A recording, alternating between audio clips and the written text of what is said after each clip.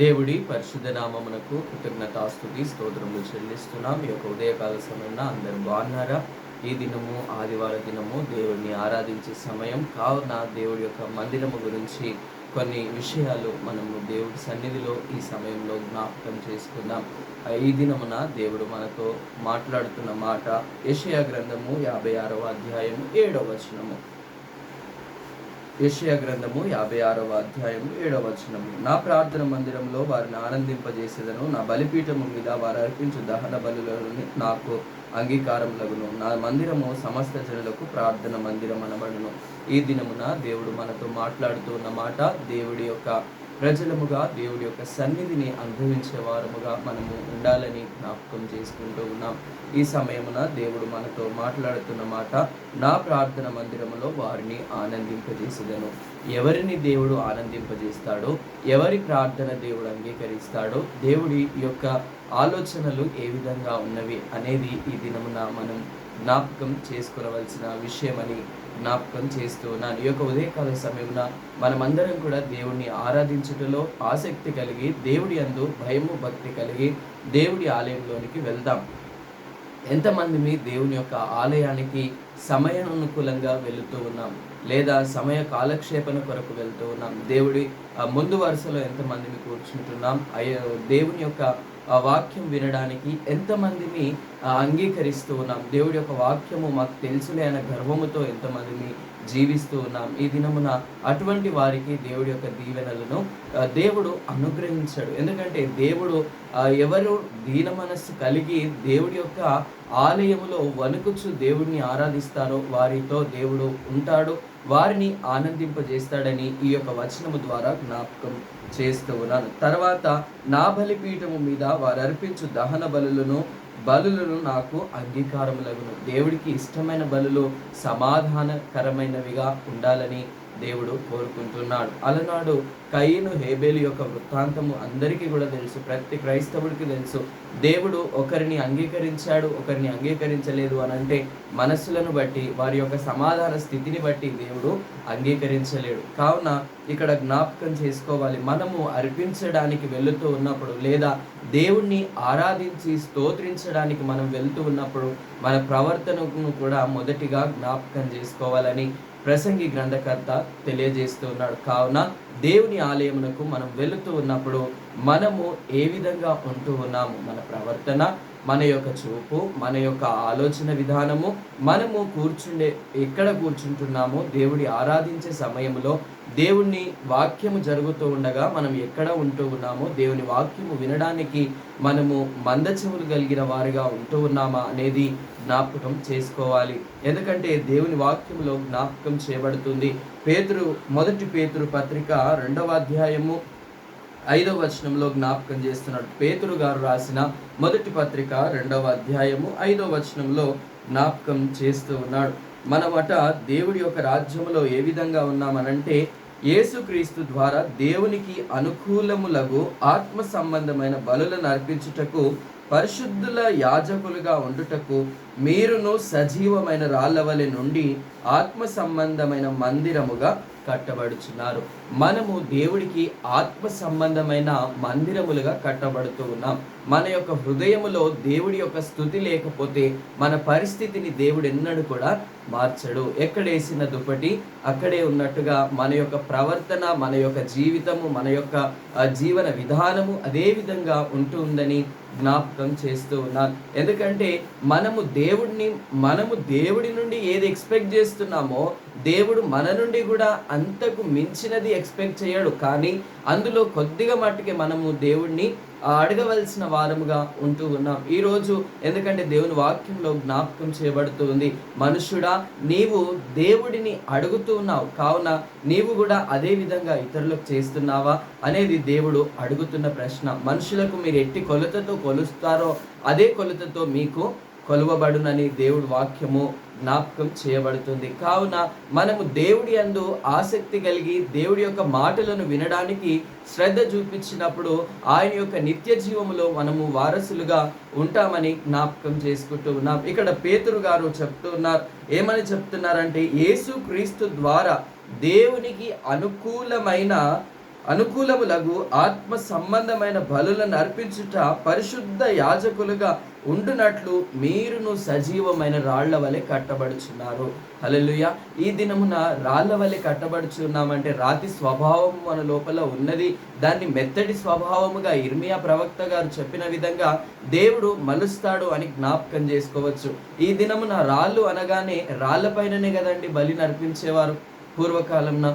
ఈ దినమున కూడా అంతే. దేవుని యొక్క బలిపీఠము అనగానే రాళ్లతో కట్టబడిందిగా మనం చూస్తున్నాం. కానీ దినదిన అభివృద్ధిలో దేవుడు మనము కూడా సజీవమైన రాళ్ళుగా కట్టబడుతూ ఉన్నామని జ్ఞాపకం చేస్తున్నాం. రాళ్ళు కేకలు వేస్తాయని దేవుడు చెప్పాడు. అదేవిధంగా ఈ దినమున సజీవమైన రాళ్ళుగా మనం ఉన్నాము కాబట్టి దేవుడికి స్తోత్రములు చెల్లించవలసిన వారమై ఉంటూ ఉన్నాం. సజీవమైన రాళ్ళు అంటే ఉలుకు పలుకు లేకుండా ఉండేటివి కావు. అవి సజీవంగా, అవి ఎక్కడ అన్నా కూడా అవి నొప్పించుకునే విధంగా ఉండే రాళ్ళు అని జ్ఞాపకం చేసుకుంటున్నాం. కావున మనకు మన జీవితాలలో బాధలుంటాయి, ఇరుకులుంటాయి, ఇబ్బందులుంటాయి, కన్నీరుంటాయి, కష్ట పరిస్థితులుంటాయి. వాటికన్నా మించి ఆనంద పరిస్థితులలో ఉప్పొంగే పరిస్థితులు కూడా మనకు ఉంటాయి. కావున మనం సజీవమైన రాళ్ళుగా కట్టబడుచున్నామని దేవుని వాక్యంలో జ్ఞాపకం చేయబడుతూ ఉంది. తర్వాత ఇక్కడ చూస్తే మనము దేవుడికి పరిశుద్ధమైన ఆత్మ సంబంధమైన బలులను అర్పించే వారముగా ఉండాలని దేవుడు కోరుకుంటూ ఉన్నాడు. కావున జ్యోతిర్మయుడగు తండ్రి, ఆత్మ స్వరూపుడైన తండ్రిగా మనము దేవుడిని చూస్తూ ఉన్నాం. కావున మనము కూడా ఆత్మ ద్వారా జీవించబడితే అనుదిన జీవితములో దేవుడు చేసే అద్భుతములు, ఆశ్చర్య కార్యాలు మన ఎడల దేవుడు తన కృపను విస్తరింపజేస్తాడని జ్ఞాపకం చేస్తూ ఉన్నాం. తర్వాత యోహాను సువార్త, యోహాను పత్రిక మూడవ పత్రికలో జ్ఞాపకం చేస్తాడు. యోహాను గారు రాసిన 3వ పత్రిక మొదటి అధ్యాయం, ఒకటే అధ్యాయం ఉంది అందులో. 3వ పత్రికలో 2వ వచనం 3వ వచనంలో జ్ఞాపకం చేస్తున్నాడు. ఇక్కడ ప్రియుడా, నీ ఆత్మ వర్ధిల్లుచున్న ప్రకారము నీవు అన్ని విషయములో వర్ధిల్లుచు సౌఖ్యముగా ఉండవలెనని ప్రార్థించుచున్నాను. నీవు సత్యమును అనుసరించి నడుచుకొనుచున్నావు గనుక సహోదరులు వచ్చి నీ సత్య ప్రవర్తనను గూర్చి సాక్ష్యము చెప్పగా విని బహుగా సంతోషించి తిని. దేవుడు మన యొక్క సాక్ష్యాన్ని బట్టి సంతోషించువాడిగా ఉన్నారా లేదా అనేది మనము ఈ దినమున జ్ఞాపకం చేసుకోవాలి. దేవుడు మన ఎడల, మన ప్రవర్తన ఎడల మనము దేవుడికి ఏ విధంగా ఉంటూ ఉన్నాం? సజీవమైన రాళ్ళ వలె ఉండి ఇతరులను ఇబ్బందికరంగా ఉంచుతూ ఉన్నామా, లేదా సజీవమైన రాళ్ళ వలె ఉండి మనము దేవుడికి అర్పణలు చెల్లించే వారిగా ఉన్నామా, కృతజ్ఞతలు చెల్లించే వారుగా ఉన్నామా అనేది ఇక్కడ జ్ఞాపకం చేసుకుంటున్నాం. ఒక మనుషుడి దగ్గర నుండి మనము ఒక హెల్ప్ చేసినప్పుడు, లేదా వారికి అననుకూలతగా ఉన్నప్పుడు, మనము వారికి ఏదైనా సహాయం చేసినప్పుడు వారి నుండి మనం ఏం కోరుకుంటామండి? చిన్న కృతజ్ఞత వచనం, అనగా థ్యాంక్స్ గివింగ్. దేవుడు ఎంతగానో మనల నుండి ఎక్స్పెక్ట్ చేస్తున్నాడు. కానీ మనము వాటిని దేవుడి నుండి ఎప్పుడు కూడా ఎల్లవేళలా దేవుడికేదిలే చెల్లించేది, దేవుడికి అంత తెలుసులే, దేవుడికి సర్వం తెలుసు కదా, దేవుడికంటే ఇంకేది ఎక్కువ కాదు కదా అనుకుంటూనే మనల్ని మనం మోసము చేసుకుంటూ ఉన్నాం. కావున ఇక్కడ జ్ఞాపకం చేయబడ్డట్టుగా యోహాను పత్రిక ఇక్కడ 3వ పత్రికలో జ్ఞాపకం చేస్తున్నాడు. 2వ విషయంలో, ప్రియుడా, నీ ఆత్మ వర్ధిల్లుచున్న ప్రకారము నీవు అన్ని విషయములోను వర్ధిల్లుచు సౌఖ్యముగా ఉండవలెనని ప్రార్థించుచున్నాను. మన కొరకు పరలోకములో తండ్రి అయిన దేవుని కుడిపార్శ్వమున కూర్చొని ఉండి తండ్రి, కుమార, పరిశుద్ధాత్మునిగా ఈ భూమిపైన ఉన్న దేవుడు త్రియేకునిగా మన కొరకు విజ్ఞాపన చేస్తున్న విజ్ఞాపనకర్త కూడా ఉన్నారని జ్ఞాపకం చేసుకుంటూ ఉన్నాం. ఈ సమయమున మనము మన దేవుని యొక్క మందిరములోనికి వెళ్ళినప్పుడు మన ప్రవర్తన మొదటిగా జాగ్రత్తగా చూసుకోవాలి. తర్వాత స్తుతులను అర్పించుటలో, స్తోత్రార్పణలో దేవుడికి మహిమకరంగా మనం జీవించాలి. తర్వాత మన యొక్క ఆత్మ వర్ధిల్లుచున్న ప్రకారము మనం జీవించాలి. అంతకన్నా ముందుగా సజీవమైన రాళ్లుగా మనము అమర్చబడాలి, లేదా మన యొక్క బలులను దేవుడి సన్నిధిలో అర్పించే వారముగా ఉండాలని ఈ యొక్క వచనముల ద్వారా జ్ఞాపకం చేస్తున్నాను. దేవుడు అటు కృప, అటు కాపుదల ఈ సమయమున మనకు అనుగ్రహించి బలపరచును గాక. చిన్న ప్రార్థన చేసుకుందాం. సర్వశక్తి మంతుడమైన తండ్రి, సర్వాధికారివైన దేవ, ఈ యొక్క ఘనమైన శ్రేష్టమైన నిత్యనామానికి వందనములు, కృతజ్ఞతాస్తుతి, స్తోత్రములు చెల్లిస్తున్నాం. అయ్యా తండ్రి, ఈ యొక్క పునరుత్థాన దినమున మాకు ఇచ్చిన అవకాశమును బట్టి, మీరు చూపించిన కృపను బట్టి, ప్రేమను బట్టి, సజీవత్వాన్ని బట్టి నీకు వందనాలు చెల్లిస్తున్నాం. అయ్యా తండ్రి, నీ యొక్క వాక్యములో జ్ఞాపకం చేయబడ్డ విధంగా అయ్యా తండ్రి, నా మందిరంలో వారిని ఆనందింపజేసేదను, అయ్యా తండ్రి ఎప్పుడు అనగా అయ్యా తండ్రి నీ యొక్క పరిశుద్ధతలో పాలు పొందినప్పుడు, అయ్యా తండ్రి నీ యొక్క కృపలో అయ్యా తండ్రి ఏకీభవించినప్పుడు ప్రభా, అందును బట్టి కృతజ్ఞతాస్తుతి స్తోత్రములు చెల్లిస్తున్నాం. అయ్యా తండ్రి అదే విధంగా అయ్యా తండ్రి నీకు వందనాలు చెల్లిస్తూ ప్రార్థన చేస్తున్నాం. సజీవమైన రాళ్ళగా కట్టబడి అయ్యా తండ్రి నీకు బలులను అర్పించే వారముగా ఉన్నప్పుడు అయ్యా తండ్రి నాయన నీకు స్తోత్రములు చెల్లిస్తున్నాం. ప్రియుడా, ఆత్మ వర్ధిల్లుచున్న ప్రకారము నీవు అన్ని విషయంలో వర్ధిల్లాలని కోరుకుంటున్నారు ప్రభా, నీకు వందనాలు. అయ్యా తండ్రి మనుషులు కోరుకోరు, కానీ అయ్యా తండ్రి మీరు కోరుకుంటున్నారు ప్రభా. అందుని బట్టి కృతజ్ఞతాస్తుతి స్తోత్రములు చెల్లిస్తున్నాం. అయ్యా తండ్రి నీ యొక్క ప్రేమను బట్టి అయ్యా తండ్రి వెలలేని కృతజ్ఞతాస్తుతి స్తోత్రములు చెల్లిస్తూ ఈ దినమంతట్లో మీరు తోడుగా ఉండండి. బర్త్డేస్, యానివర్సరీస్ జరుపుకుంటున్న ప్రతి ఒక్కరిని మీరు పేరు పేరు వరుసన దీవించండి.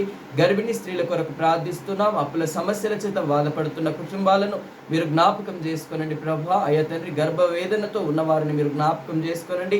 అయ్యా తండ్రి ప్రసవ దినముల వరకు మీరు తోడుగా ఉండమని ప్రార్థన చేస్తున్నాం. మీరే కృప చూపించి అయ్యా తండ్రి యవనులను అయ్యా తండ్రి నీ వాక్యము చేత శుద్ధులవునట్లు నీ యొక్క కృప దయచేయగలరని యేసుక్రీస్తు పరిశుద్ధ నామం నీ చిన్ని ప్రార్థన అడిగి వేడుకుంటున్నాము తండ్రి, ఆమేన్.